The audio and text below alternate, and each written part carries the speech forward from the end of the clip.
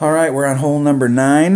We've had a really good round here. We missed the putt on 4 just because we were trying not to qualify, and then I hit the Albie on 5, and it changed the outlook here a little because having an albatross on your scorecard for tiebreakers is huge.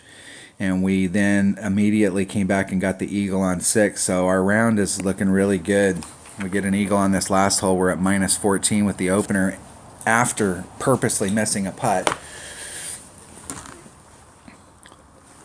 So let's go to hole number 9 and check out hole number 9 and see what we got going on here. Alright, so we're going to use an extra mile, a Titan, and we're going to bring a sniper for the second shot. We're trying to come up here and we're doing a rough bump to get onto the green. This first shot, if you overhit it and you have a big enough rough iron, you can do a bounce over from here and get up to the green, but we do not want to end up in the rough out there. So let's go set our bag up, and then I'll read the rest of my notes, refamiliarize myself with this hole. I'm going to change this back just in case. Sniper Saturn. Okay, we got an extra mile, sniper, and a Titan. Okay, so we have the right stuff.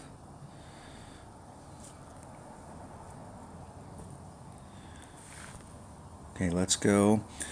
So my notes say we're doing the sniper rough bump. We're doing plus 20% on the green shot. So when we do our sniper shot, we're going to do a 20% adjustment for the wind. On our drive shot, we're going to take the wind out, and then we're going to put a little bit of right-hand curl and maximum overpower. We're going to do 5 top spin, 1 to 2 right-hand side spin. So we'll have to play that by ear.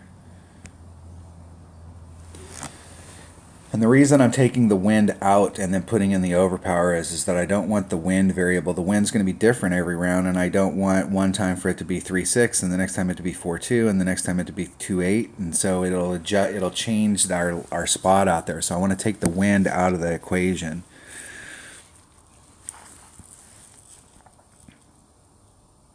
So about 5 top spin.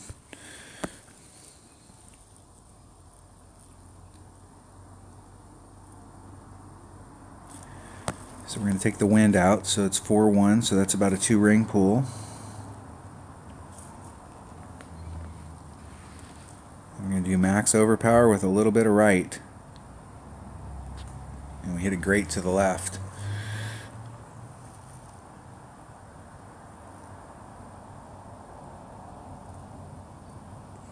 And the goal is not to end up in that rough out there. You don't want to end up in the rough, and you want to set yourself up on that first shot.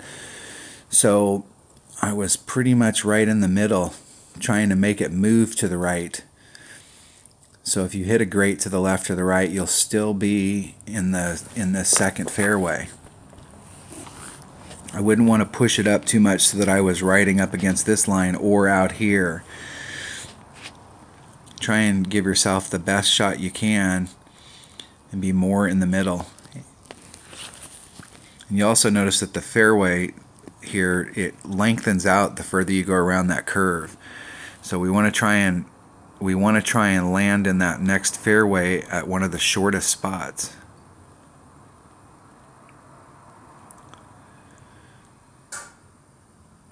So our opponent played it the other way. They left the wind in and let the wind do the work for them, and they didn't do any overpower.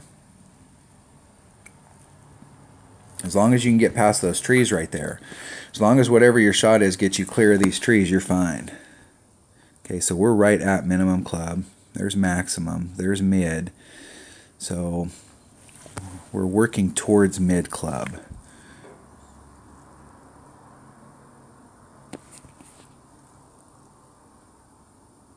And we're going to go right at it. 10% wind adjustment, 20% on green, so that would be 8. That'd be 4-4. That's a 4-4 adjustment right there. Now we just need to hit it perfect. And we hit it great to the right. Again.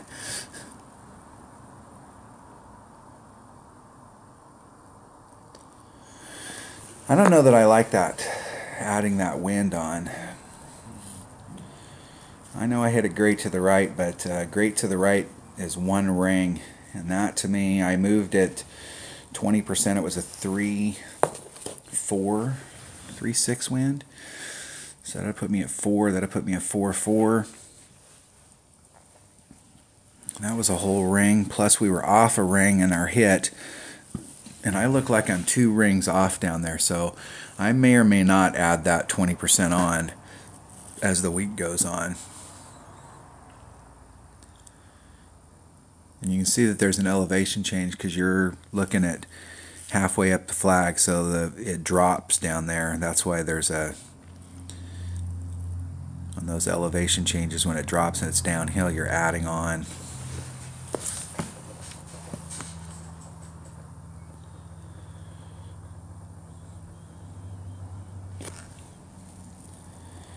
It wasn't even close to an albatross, but it was a super easy eagle.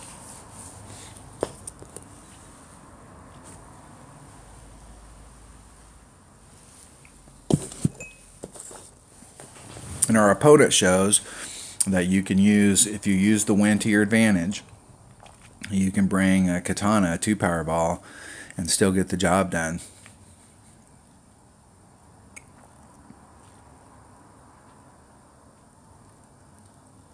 I think really because I'm taking the wind out on both sides that this is more of a Kingmaker hole than a Titan hole. And I may change that on my notes because we're taking the wind out on both shots. But it would really be nice on that second shot if we had less wind.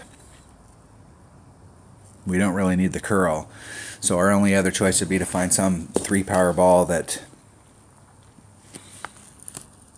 has less curl, just because we don't need the curl, but those are special balls as opposed to something you can just buy every day. All right, that was the 2nd anniversary tournament. That was hole number 9. And we shot a -14, even with the 0 on 4 that we did on purpose. We were there. We could have made that. We had an easy -15. That would have been an awesome tiebreaker.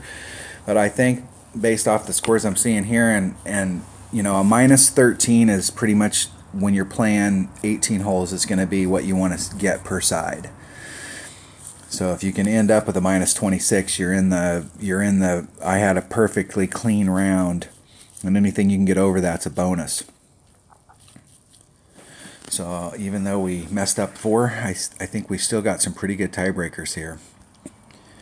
All right, that was the 2nd anniversary tournament in the Monday qualifying round in the Rookie Division. Thanks for watching.